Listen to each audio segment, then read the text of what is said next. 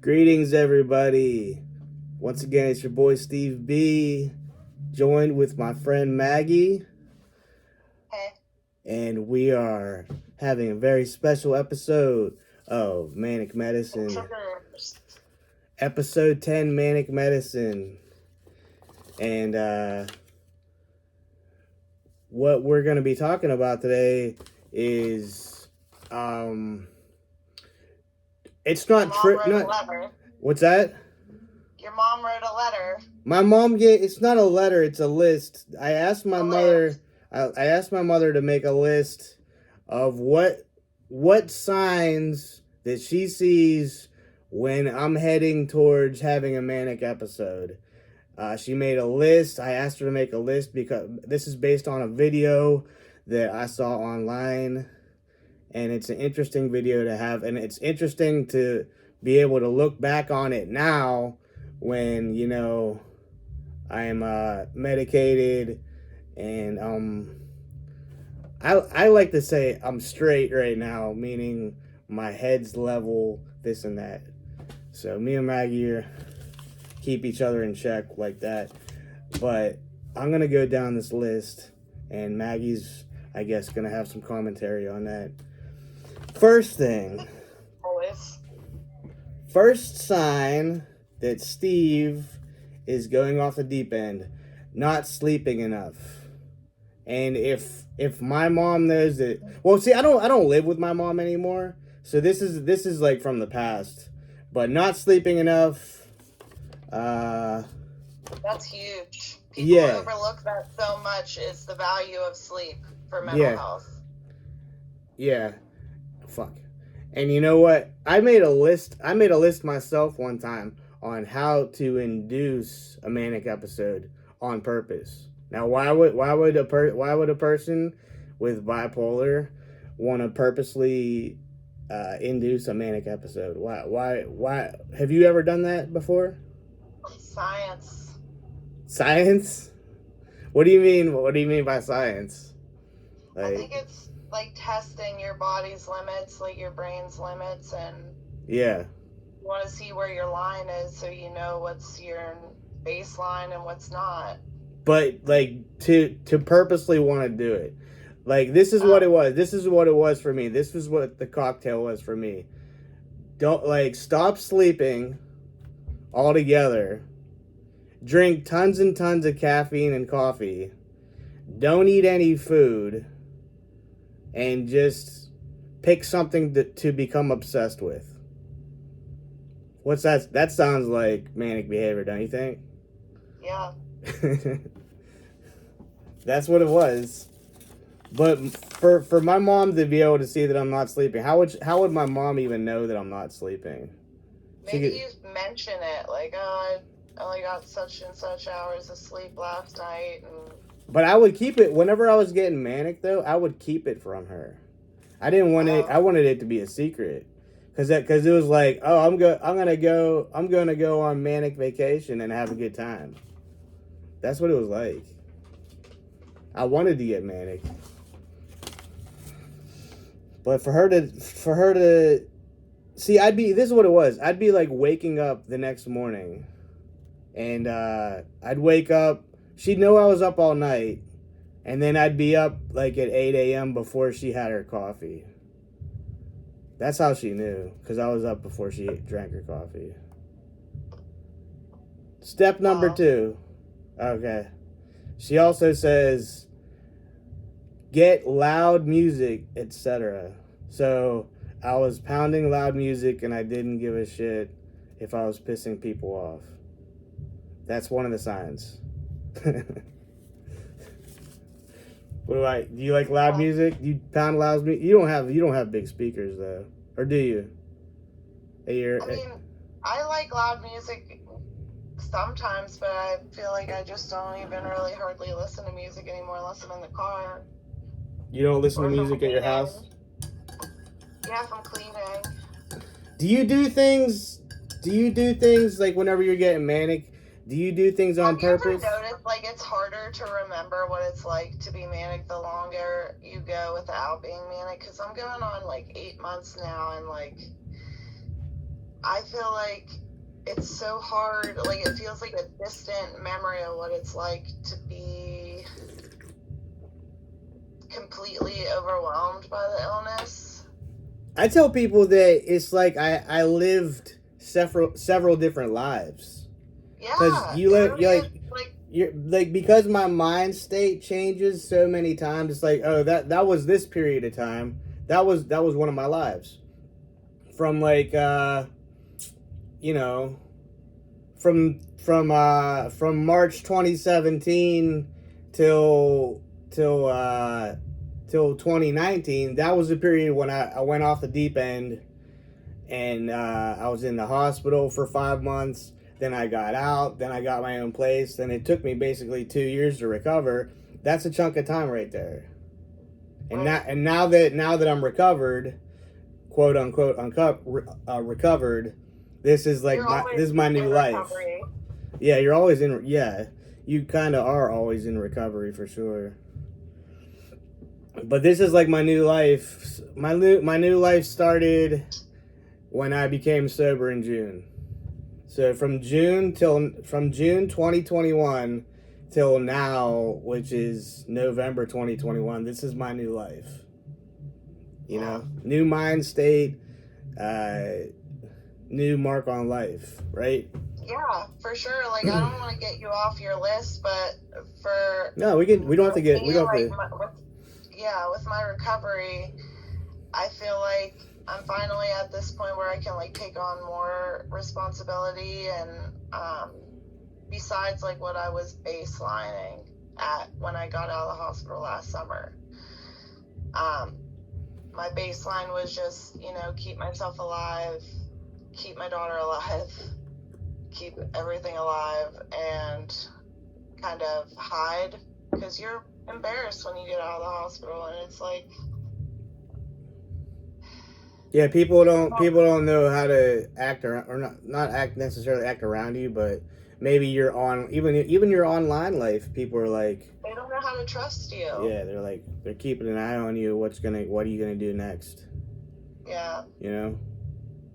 When you get out of the hospital, you have to like prove it to them and prove it to yourself. But I'm so busy with carpooling at school and working and all these separate things that I have to get done every day, like making appointments or whatever. Yeah. And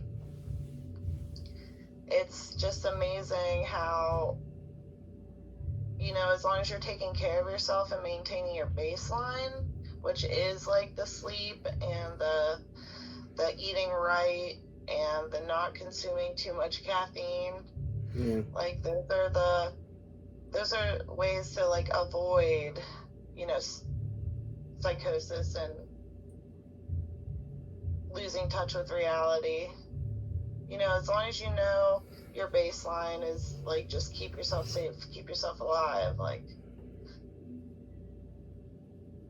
it makes it easier to get through the days, because some days are harder than others. Like I just had a really hard week, and I won't go into it, but I want to hear number 3 on the list. So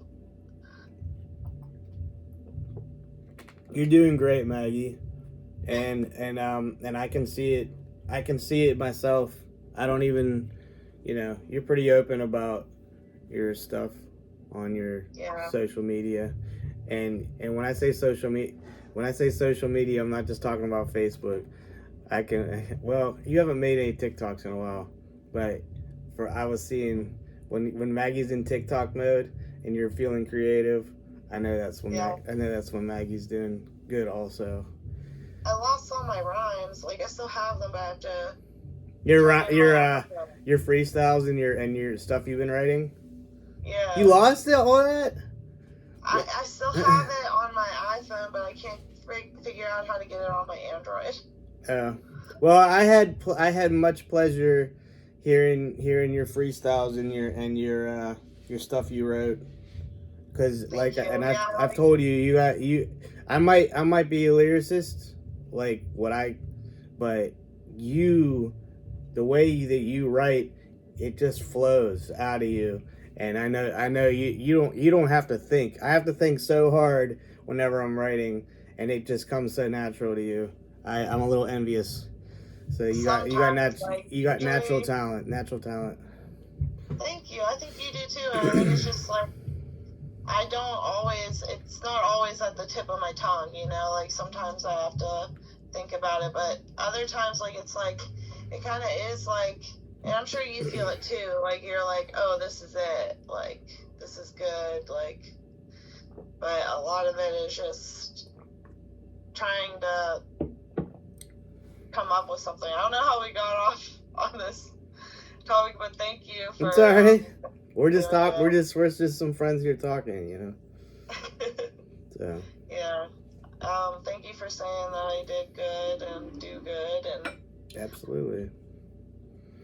Being a mom and being bipolars and being working and I'm sorry, I'm so tired. We're gonna get through this. We only got. We can make this as long. We can cut it short if you want. I worked 16 hours yesterday. Damn. What'd you do? You called me last night. You called me last night at like 1:30, and like that's not like you at all. But you said you were going through some. I worked overnight, and it was like actually the guy that was like creeping around the building. You saw this guy, or you suspect that he was in the back of the building? So last week for 3 days, this guy like showed up and harassed my friend who also works at that house, and he just thinks he thinks she's attractive. He thinks she's attractive or something. And he's like following her around. No, he was throwing like empty new syringes on the porch and accusing her of sleeping with someone and didn't know her, and like he apologized after he threw a beer bottle at a police cruiser. Like, he's just crazy. Mm-hmm. He got 302'd. Yeah. And I didn't know because he got 302'd on Thursday, and the holds are like 48 hours if you sign yourself in, and like 72 hours if you don't. But that's 72 mandatory, not saying like if like the judge says you have to stay. Yeah. So I wasn't sure if he got out last night, and I left my charger in my car, and I was just like, I cannot deal with somebody like coming up to me and saying this stuff to me. So great. Well, we got through it. Yeah. I'm gonna go down one more on. Well, there's 5 total on the list. Yeah. Poor concentration. This is back to what we were saying about my mom's list about me. Poor concentration, forgetful, forget to eat or leave food in the fridge. Yeah, that's a big one. I would be like getting takeout, and eating like 3 bites of it, and then putting it in the fridge, or I'd leave it in my car. I'd have all these boxes. But I just want that is one, and I'd be leaving keys all over, but I can never find my keys. I'm just scatterbrained when I'm like that, and you got that? Yeah, I get it. It's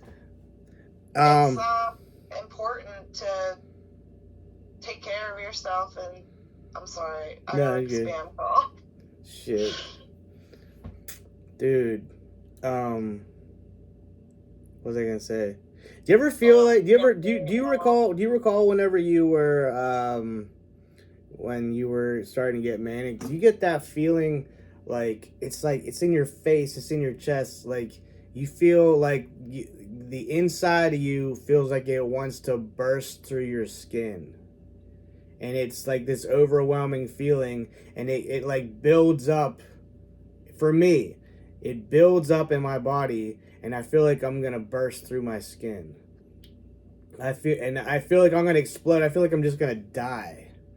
And it's not a good feeling. And then it goes away. It keeps coming and going. I don't know what the hell that is. Like a wave of emotion.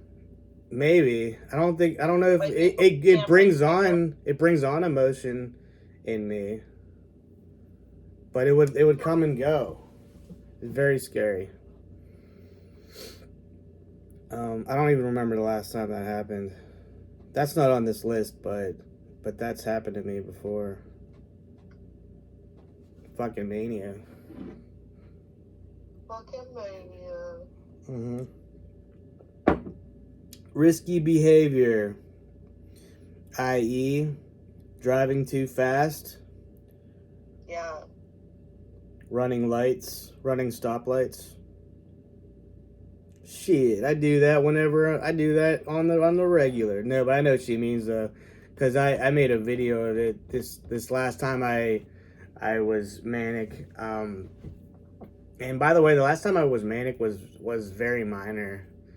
Not that many bad things happened, but we got me in the hospital before it got really bad.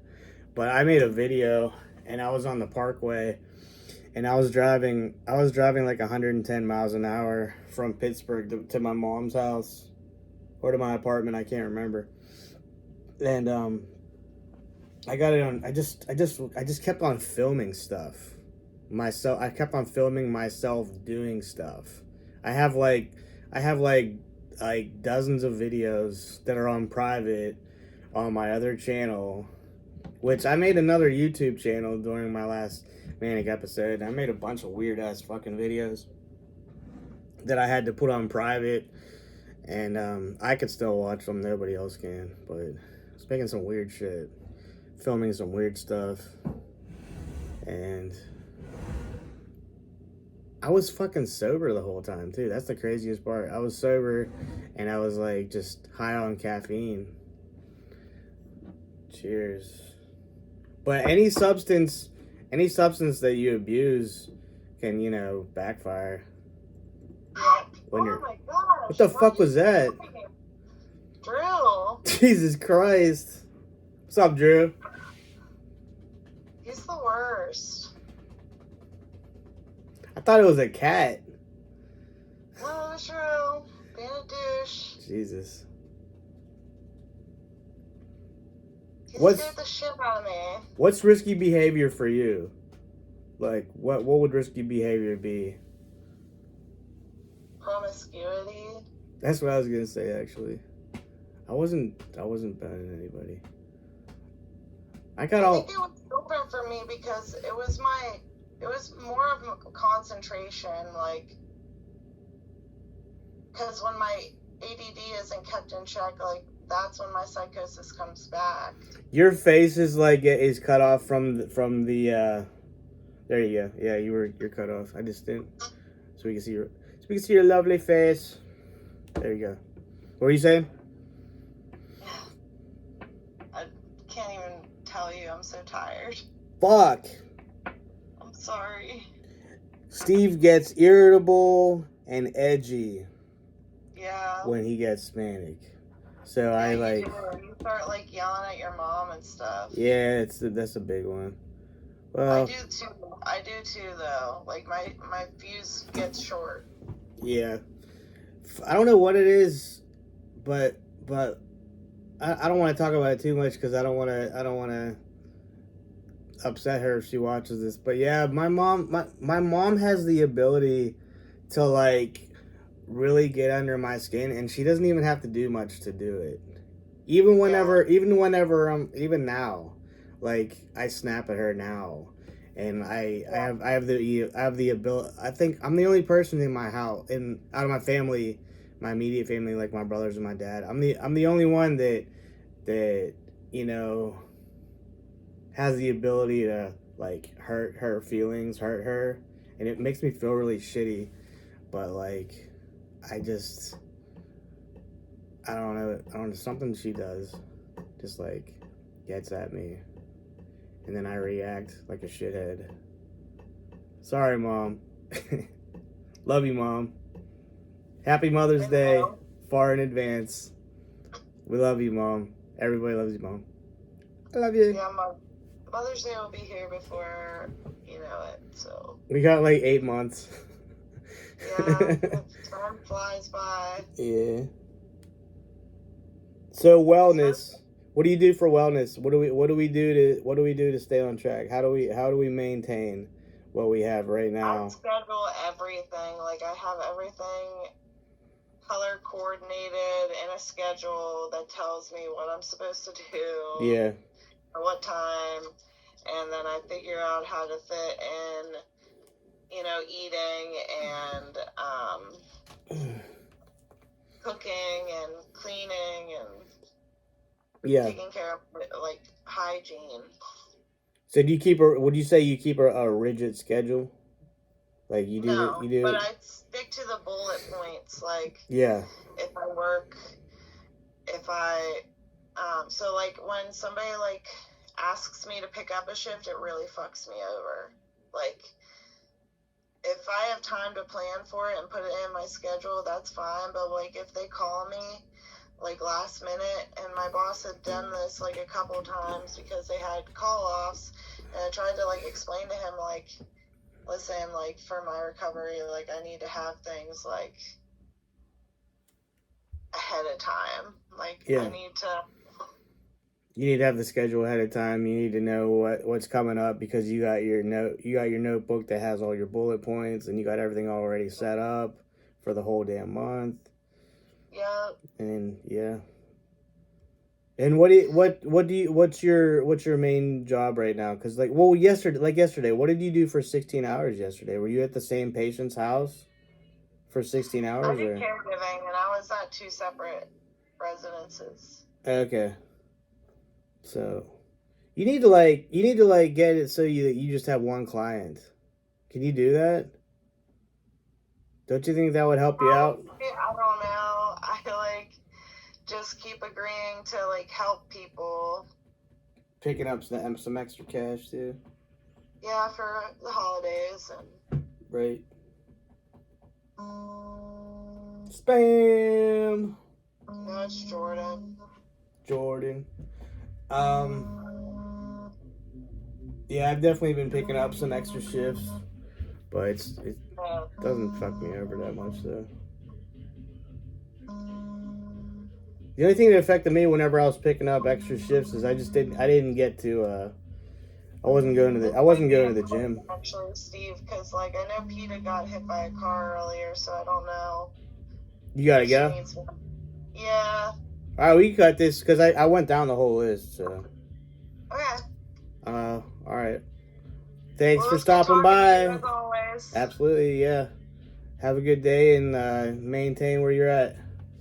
Yeah, you too. Alright, cool. See ya. See you guys.